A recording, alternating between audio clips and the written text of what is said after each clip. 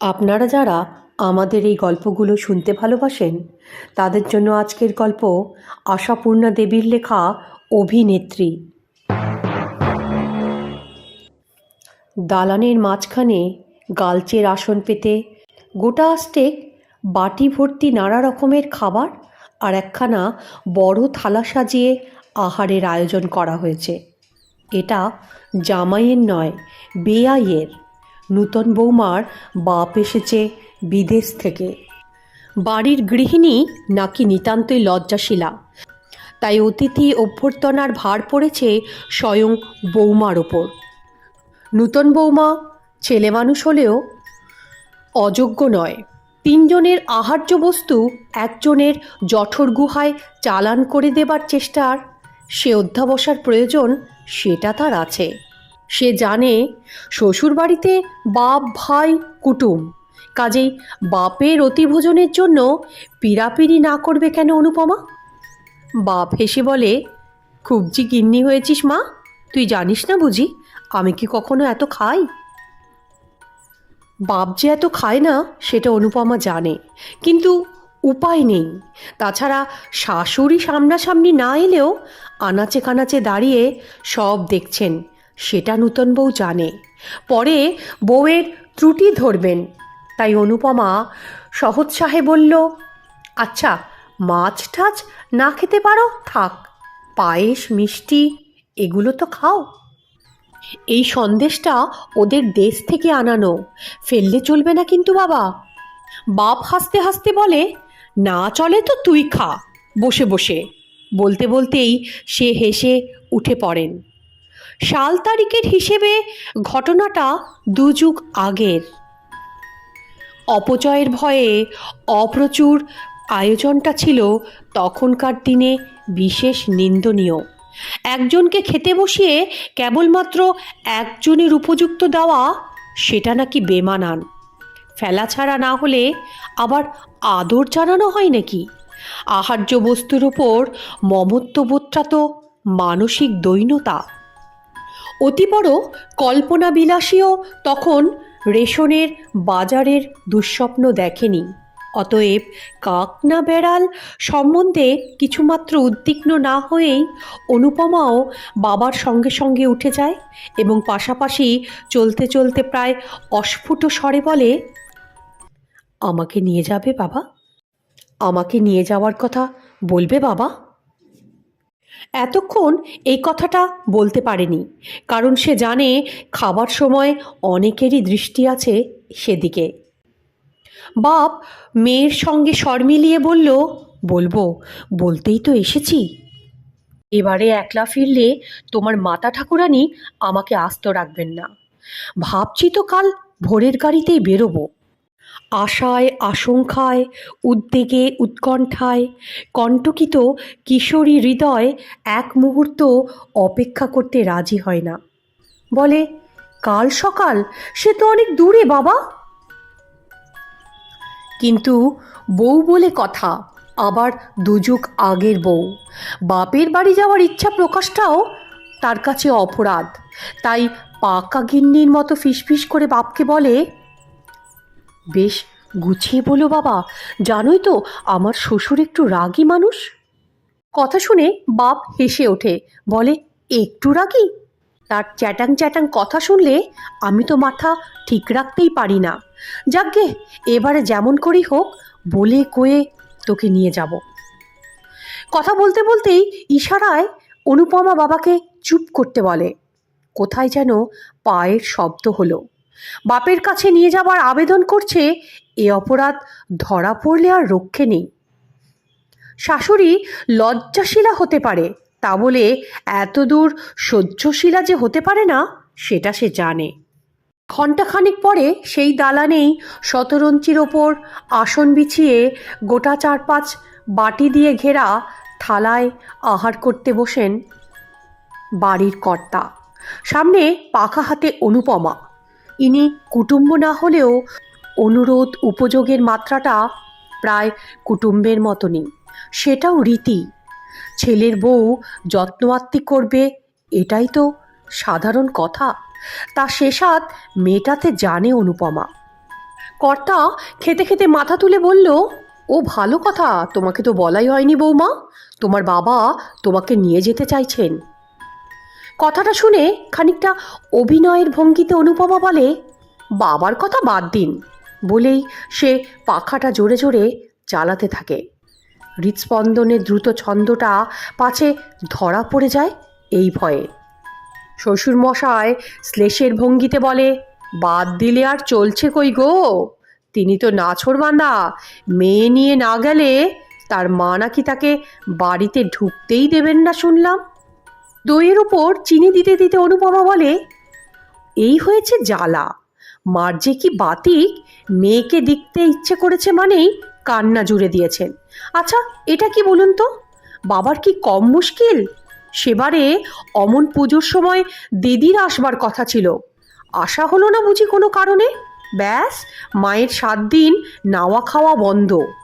আগের বছর পুজোর সময় কোথায় নূতন কাপড় চোপড় পরবে তা না, নাওয়া খাওয়া বন্ধ করে সে বসে আছে। আচ্ছা বলুন তো বাবা, সবসময় কি আশা বললেই আসা যায়? সংসারের সুবিধে অসুবিধে তো আছে। শ্বশুরের মুখের মেঘ কেটে ঈষৎ কৌতুকের বিদ্যুৎ ছটা দেখা দেয়। সে বলে, আমি তো তোমার বাবাকে বললাম, বলেই পায়েসের বাটিটা কাছে টেনে নেন। অনুপমার মুখেও বিদ্যুৎ রেখা, কিন্তু সুকৌশলে তার ওপর একখানা নকল মেঘ ঢাকা দিয়ে বলল, সে কি বাবা, কথা দিলেন কি? মার এই শরীর খারাপ, 2 দিন বাদে ঠাকুরঝি আসবে, বামুন ঠাকুর দেশে যাবে, বলেই সে দুশ্চিন্তায় মুচড়ে পড়ল। শ্বশুরমশাই বললে, তা বললে কি হবে? বলতে বলতেই তিনি জলের গ্লাসটা তুলে নিলেন। অনুপমার মা অবুঝ হতে পারে, তাই বলে অনুপমা তো হতে পারে না। সে নুনের পাত্র চিনির কৌটো গুছিয়ে তুলতে তুলতে বিচক্ষণের মতো বলে, এ সময় আমি হঠাৎ বাপের বাড়ি গিয়ে বসে থাকলে ঠাকুরজি যদি কিছু মনে করেন বাবা, বাবাকে আপনি গুছিয়ে বলে দিন। শ্বশুরমশাই বলে, তা হয় না বৌমা, কর্তা মাটিতে বাঁ পায়ের ওপর ভর দিয়ে ততক্ষণে ধীরে ধীরে উঠে দাঁড়াচ্ছে। মরদ কা বাত হাতি কা দাঁত, একবার যখন হ্যাঁ বলেছি তখন কিন্তু টলানো যাবে না। তবে আর কি করা, অনুপমা চুপটি করে কথা শোনে। মাত্রাতিরিক্ত উজ্জ্বল মুখের ভাবটা ম্লান করে আনতে তার একটু সময় লাগে বলেই তৎপর হয়ে শ্বশুরের খড়ম গামছা এগুলো এগিয়ে দিতে থাকে। অনুপমা চিন্তিত স্বরে বলে, কিন্তু মায়ের শরীরটা নিয়েই যা চিন্তা। শাশুড়ির নিটোল দেহখানিতে কোনো রোগবালাই নেই, এমন অপবাদ শত্রুতেও দিতে পারে না, কিন্তু অনুপমা দেয়। অনুপমার কাছে এটাই কর্তা আর গিন্নিকে সন্তুষ্ট করার একমাত্র দাওয়াই। রাতে স্বামীকে সে তার মনের কথা বোঝাতে চায়। 2 কর্তা মিলে কথা পাকাপাকি করে ফেলেছে, তাই অনুপমার কোনো উপায় নেই। ওর তো আর শুধু শুধু যাওয়ার ইচ্ছে ছিল না। যদি উপলক্ষ থাকতো তাহলে একটা ব্যাপার ছিল। সত্যি অনুপমার মা একবারে অবুঝ, অথচ বেহায়ার মতো সে বলতেও পারে না যে সে যাবে না। কাজেই বিরহ বেদনা যত রকমের লক্ষণ আছে সেগুলো সব প্রকাশ করতে থাকে সে তারানাথের সামনে। তারানাথ অর্থাৎ অনুপমার স্বামী। এই ঘটনার প্রায় 2 যুগ পরের আরেকটি ঘটনা, যেখানে স্থান কাল সব এক, শুধু পাত্রপাত্রের একটু পরিবর্তন হয়েছে। ঠিক একই রকম বারান্দায় বসে আহার করছে কর্তা তারানাথ, তার সামনে পাখায় হাওয়া করছেন গৃহিণী অনুপমা। তার মুখের গড়নটা কিছুটা বদলেছে, গায়ে রঙের জেল্লাটাও কমেছে, তবে চুলে যে পাক ধরেছে সেটা কিন্তু নজরে পড়ে না। 25-এর ওপর আরও 25 যোগ করলে যে পরিবর্তনটুকু অবশ্যম্ভাবী, তার বেশি কিছু পরিবর্তন দেখা যাচ্ছে না তারানাথের আকৃতিতে। আসনটা আর বাসনগুলো বাপের আমলের, তবে আহারের আয়োজনটা অতটা নয়। তাতে কিছুটা শীর্ণতার ছাপ। অনুরোধ উপরোধের কাজটাও ফুরিয়েছে। সচরাচর এ সময়ে এই প্রসঙ্গেই অবতারণা হয়। সে যুগে জলের তরের সঙ্গে এ যুগের অগ্নিমূল্যের তুলনা করে প্রতিদিনই। নতুন করে বিস্ময় প্রকাশ করে অনুপমা, আবার উৎকণ্ঠাও প্রকাশ করে। সংসারে এই নবাবী চাল চেলে আর কতদিন চালাতে পারবেন তারানাথ সেটা জানা নেই। কারণ ছেলেটা তার একবারে লাট সাহেবের পোষ্যপুত্র, মেয়েটা বাদশার বেগম। এতটুকু ত্রুটি হলেই রসাতল। ছেলে মেয়েদের কান বাঁচিয়েই অবশ্য বলেন অনুপমা, এখনকার ছেলে মেয়েদের আর বিশ্বাস নেই বাবু। আজ আর বাজার দরের আলোচনা নয়, কর্তা রেগে আছেন, সেজন্য অনুপমা নীরব। খানিকক্ষণ খাওয়ার পর হঠাৎ মুখ তুলে তারানাথ বলেন, তা আমাদের বাবুর আজ কী নিয়ে বচসা হচ্ছিল শুনি? বলাই বাহুল্য, উদ্দিষ্ট বাবুটি তারানাথের বয়স্ক বেকার পুত্র। অনুপমাও একটি বিক্ষোভসূচক শব্দের সঙ্গে উত্তর দেয়, আর বলো না, সেই দিল্লি যাওয়া, বন্ধুরা যাচ্ছে অতএব তারও যাওয়া চাই। দিল্লি দিল্লি করে একবারে ক্ষেপে উঠেছে। তারানাথ বিরক্ত স্বরে বলে, এখনও সেই খোর ধরে বসে আছে? এক কথায় বলে দিচ্ছি, দিল্লি কিন্তু যাওয়া হবে না, ব্যাস। রূপমা হাতের পাখা নাড়াতে নাড়াতে বলে, বলে তো আমি দিয়েছিলাম গো, শুনলে তো? সেই তক্কই তো হচ্ছিল, কেন যাব না? গেলে দোষ কি? লোকে কি যায় না? যারা যাবে তারা সব মরে যাবে নাকি?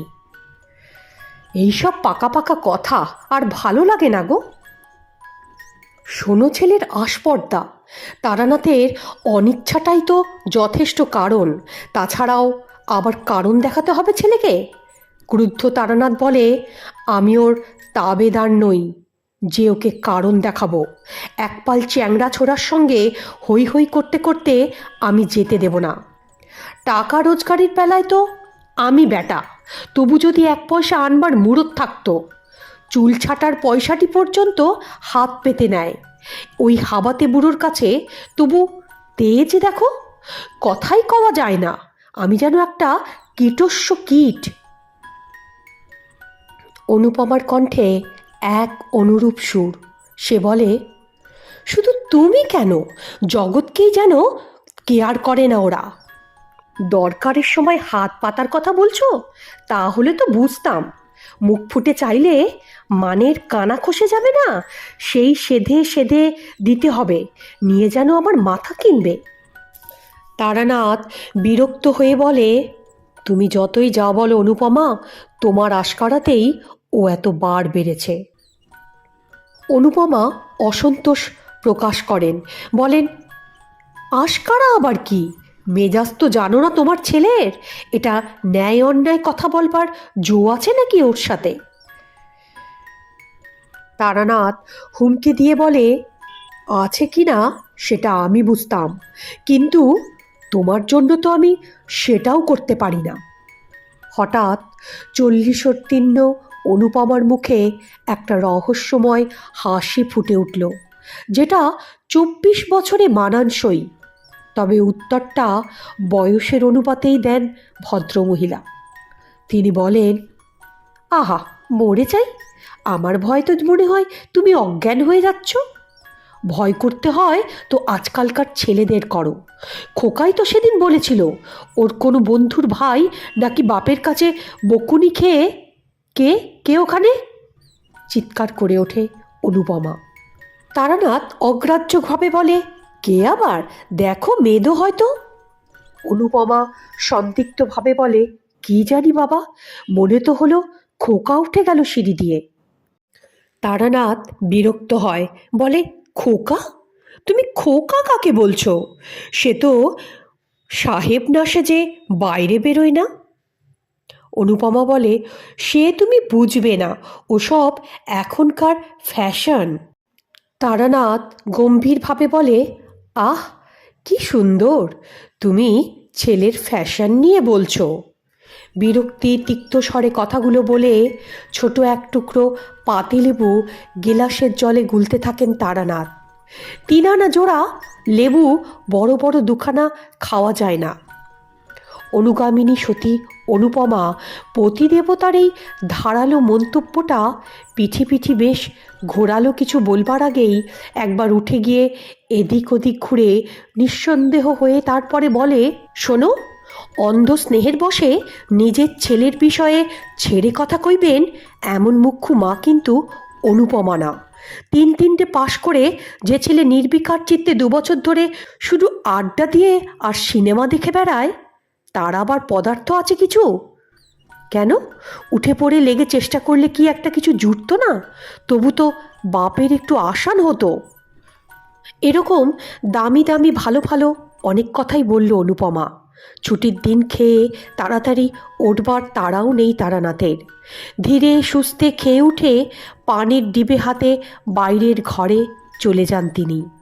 ছুটির দুপুরে দাবার আড্ডা বসে পাড়ার হিমাংশুবাবুর সঙ্গে। আসার সময় হয়ে গেল তার। অনুপমা এতক্ষণে ঠাকুর চাকর সকলের খাবার দেখাশোনা করে নিজে খেতে বসেছে। মেয়ে শিলা নেমে এসে ব্যস্তভাবে বলে, ঠাকুর, উনুনে আগুন আছে তো? থাকে তো একটু চায়ের জল চড়িয়ে দাও তো চট করে। অনুপমা অবাক, বলে, চায়ের জল? বেলা 1:30টার সময়? কেন রে, এখন কি তুই চা খাবি? শিলা বিরক্তির স্বরে বলে, আমি কেন, দাদা খাবে, দাদার ভীষণ মাথা ধরেছে। অনুপমার বুকের রক্ত হঠাৎ করে হিম হয়ে যায়। সে বলে, দাদা? দাদা মানে খোকা বাড়ি আছে নাকি? শিলা বলে, আছেই তো, বেরিয়ে গিয়ে ঘুরে এসে শুয়ে আছে। কই ঠাকুর, চা বসালে তো? শিলার চিত্তজগতে একমাত্র সম্মানিত ব্যক্তি হচ্ছে তার দাদা। গোগ্রাসে ভাত গিলে ছুটে যায় ছেলের ঘরে অনুপমা। শঙ্কিত স্বরে বলে, কি হয়েছে রে খোকা, বেরিয়ে আবার ফিরে এসে শুয়েছিস? শরীর খারাপ না তো? বলাই বাহুল্য, স্নেহাতুর মাতৃকণ্ঠের এই শঙ্কিত প্রশ্নের উত্তর তিনি পান না। অবস্থা নির্ণয়ের প্রথম পর্যায় হিসেবে মা উৎকণ্ঠিত হয়ে গায়ের উত্তাপ পরীক্ষা করে। খোকা তৎক্ষণাৎ পাশ ফিরে শোয়ে। অনুপমা জানে এটা অভিমান। সে জিজ্ঞেস করে, কখন এলি তুই খোকা? খোকা কিন্তু নিরুত্তর। অতএব নিঃসন্দেহ তার সম্বন্ধে মা বাপের মধ্যে যে উচ্চাঙ্গের আলোচনা চলছিল সেটা তার কর্ণগোচর হয়েছে। তা হোক, অনুপমা তো হেরে ফিরে যাবে না। তাই সক্ষোভ বেদনায় বলে, আজই হঠাৎ শরীর খারাপ করলি? পরশু না তোদের বেরোনোর কথা? খোকা ভুরু কুচকে বলে, বেরোনো? অনুপমা যেন অবোধ, অনুপমা যেন আত্মবিস্মৃত, অনুপমার যেন এখনো শৈশব কালই কাটেনি। তাই প্রায় শিশুসুলভ সরলতায় বলল, কেন, তুই যে বলছিলি মঙ্গলবারে স্টার্ট দিবি তোরা? ছেলে বলে, ওরা করবে তো আমার কি, ওদের নিজের পয়সা আছে, ওরা যা খুশি করতে পারে। হঠাৎ আচমকা শিলার মতো ভঙ্গিতেই খিলখিল করে হেসে ওঠে অনুপমা।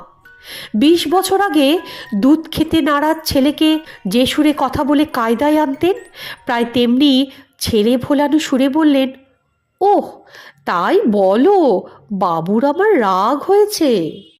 তারপরে হাসতে হাসতে বলে, নে নে, মন খারাপ ছাড়, তোর আবার চিন্তা কি, তোকে তো আমি বলেইছি টাকা আমি দেব। এ গম্ভীর হয়ে বলে, তুমি আবার কোন আকাশ থেকে টাকা পেরে আনবে শুনি? তারানাথ রায়ের টাকাই তো?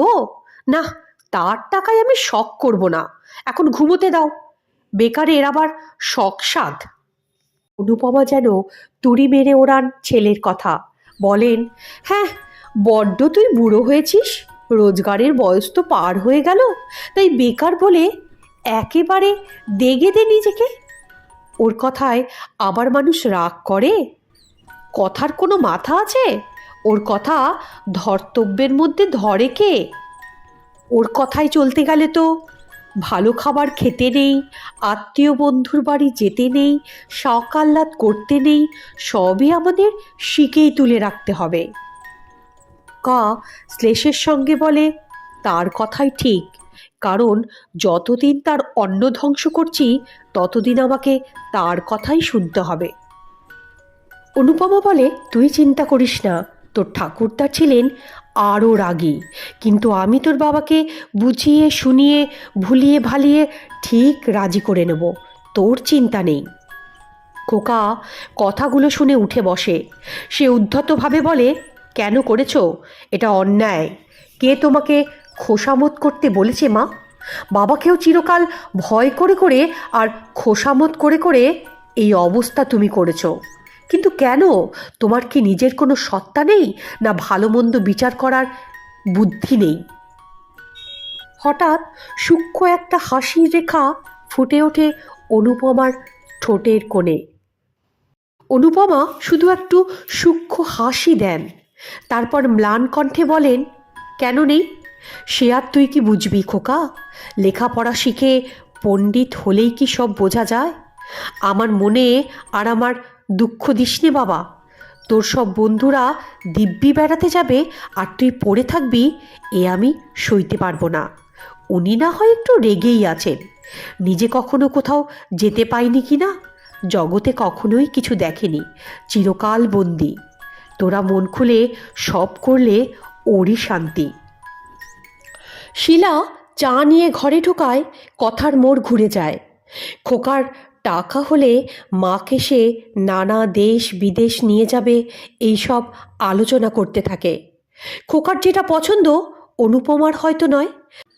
খোকার ইচ্ছা মাকে নিয়ে সে মুসৌরি যায়, কিন্তু অনুপমার ইচ্ছা পুরী ভুবনেশ্বর দেখার। শিলার পছন্দের দাদা মার পছন্দকে উপহাস করে। খোকা আবার তখনই মত পাল্টায়, বলে, কেন? পুরী ভুবনেশ্বর কি যাতা জায়গা? ভারতের স্থাপত্য শিল্পের পৌরাণিক নমুনা।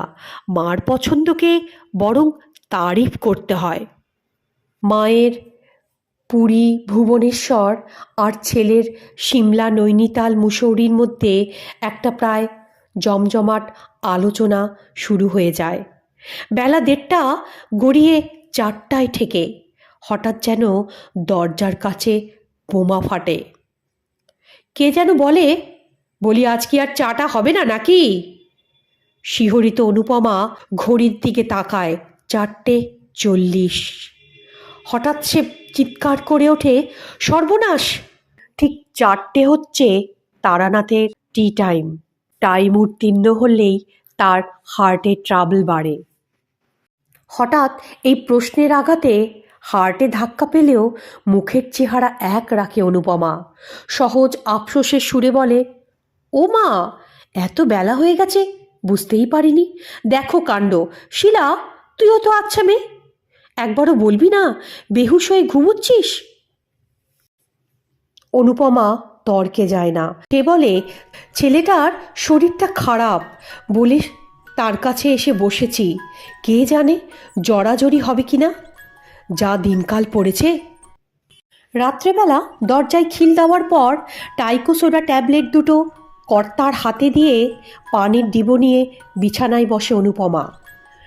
পান মজাবার জন্য সে নানা রকম উপকরণ খুলে বসে। হঠাৎ সে বলে, তোমার বুকের কষ্টটা বেশি হচ্ছে না তো? তোমার তো আবার সময়ের একটু এদিক ওদিক হলেই কী যে হয়। তারপরেই বলে, তুমি তাকাচ্ছ না কেন? রাগ হয়েছে বুঝি? না, তোমাকে নিয়ে আর পারা গেল না। ছেলে মানুষের মতো রাগ অভিমানটা ঠিক আছে এখনো। ছেলেটাও হয়েছে তেমনি। বাপের আর কোনো গুণ পাক আর না পাক, রাগটা সে পেয়েছে 16 আনা। তোমাকে তখন বললাম না যে ছেলের শরীরটা খারাপ? তারানাথ বলে, ভুল বলেছ।